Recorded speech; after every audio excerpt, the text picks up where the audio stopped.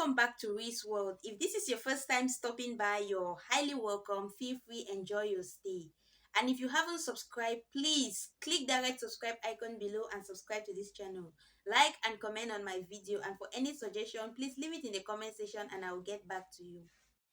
In today's video, we'll be comparing the Anglophone crisis in Bamenda versus Buea. That's the effect of the Anglophone crisis on Bamenda and on Buea. Before we get into the details of this video, I just want you people to understand what we mean by the Anglophone crisis.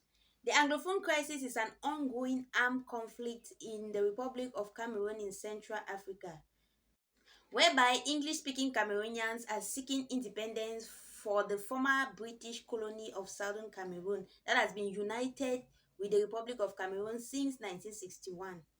This crisis began on the 11th of October 2016 in Bamenda, where lawyers from the northwest region of Cameroon and the southwest region of Cameroon began a strike.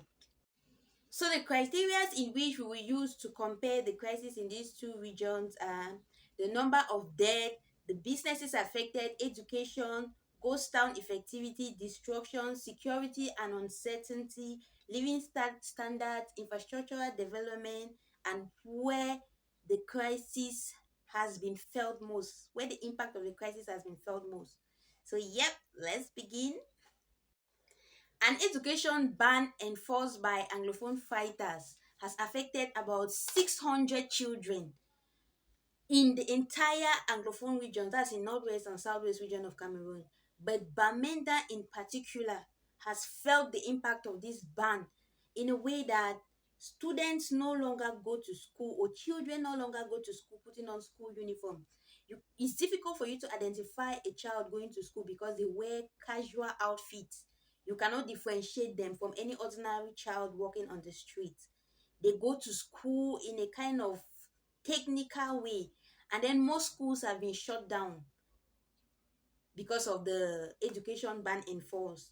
But in Buea, we have children going to school, putting on uniforms every day. Even on Mondays, they put on their uniforms to school. And the situation there is not that tense, as I can see from observation. The situation is not that tense, as students go to school in uniform, they come back freely, they feel free on the streets. They don't have that tight issue down there. So education wise, I can say Bamenda is more affected than Buea. Our second point is about ghost town effectivity.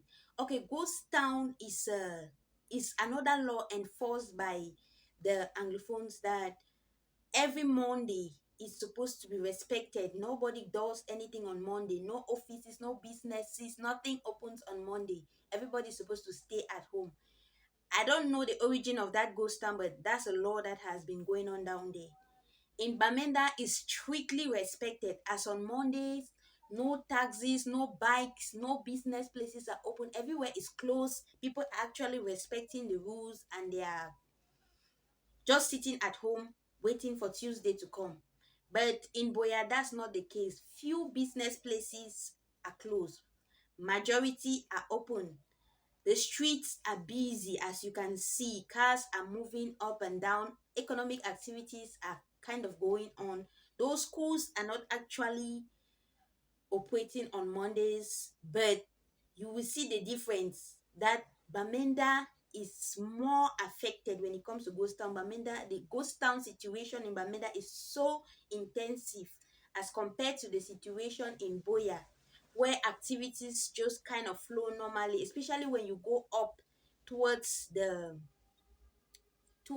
government offices. I don't know, around the court, the upper part of Buea, you see how it is ineffective there. Things are just okay. It is mostly effective around Munya, these other sides that are tilted towards Kumba. But Buea itself, the main town, Moliko, all those places are busy.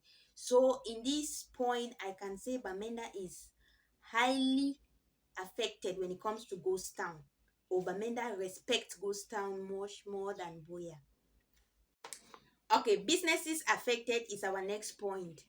Of course, if ghost towns affect Bamenda more, it means that their businesses are definitely going to be slower than that of Buea, because they don't sell on Monday. Businesses are closed on Monday. Markets are closed on Monday.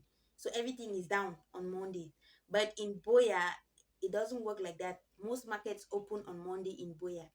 It's just some few markets, as I said, Munya, yeah, that part of Buea does not really operate on Monday. But the other parts, yeah, okay. So again, this is another point where Bamenda is highly affected. Businesses in Bamenda are slower than that of Buea. The next point is infrastructural development. Okay, since this crisis started, the infrastructural development of Bamenda has been slower than that of Buea. Like, so many people are afraid to invest in Bamenda, to renovate their business places, to build more business places, to build more infrastructure. In fact, infrastructural development has been on a pause, or should I say it's regressing in Bamenda. But meanwhile, in Buea, it's actually been going. The roads in Buea are good. New buildings come up every day. People are building, people are developing things, people are creating new things. But in Bamenda, the few roads that were there, they are even bad. The road, there are no gutters. The roads, in fact, an entire road looks like potholes everywhere. It's like it's no longer a road, but when it's a highway in town. So yeah, Boya is far more advanced when it comes to infrastructural development during this crisis than Bamenda. Our next point is security and uncertainty. Of course, Bamenda, the level of uncertainty in Bamenda is very high. Like, in Bamenda, you don't know when they will start shooting and when they will not start. Like, the security in Bamenda is not the best. Yeah, I can say it's not the best because every day in Bamenda they shoot.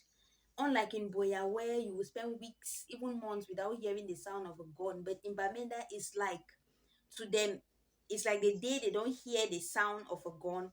Like, one lady was saying that the day they don't hear the sound of a gun, it feels like something is wrong somewhere. They are so used to the sound of guns that it must happen. So the security, their life there is uncertain. Everybody is always ready to run. Like, you are just doing your business, you're vigilant. When you get the sound, if it means you should lie down, you lie down. If it means run, you start running. Everybody is always prepared. They are ready to escape.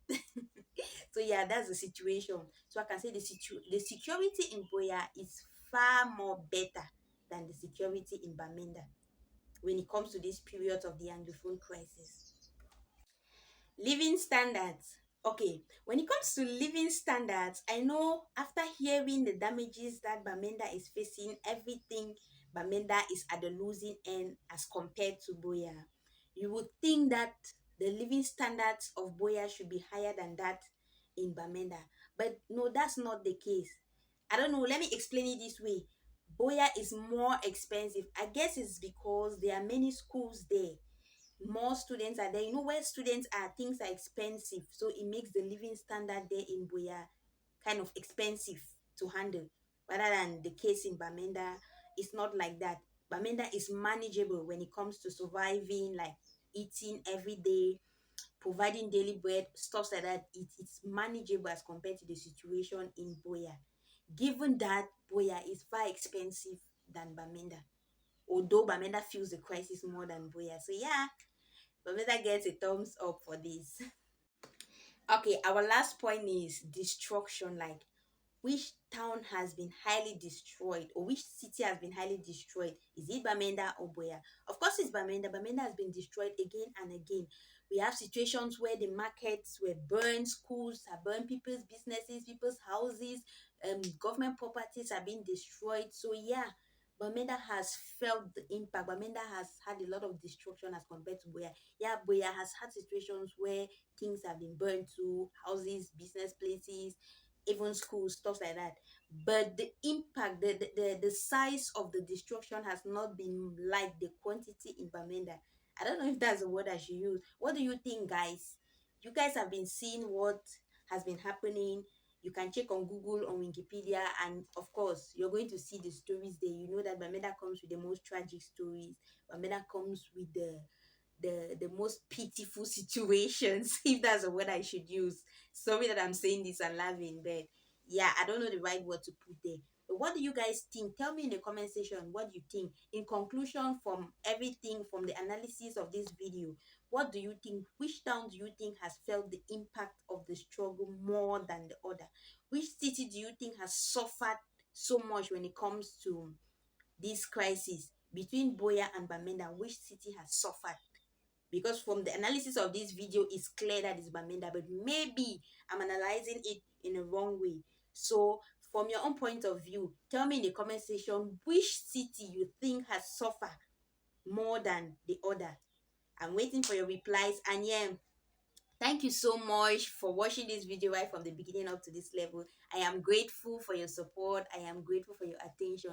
Please don't go without subscribing. Leave any suggestion you have in the comment section below and I will get back to you. And yeah, guys, bye bye. See you in the next video.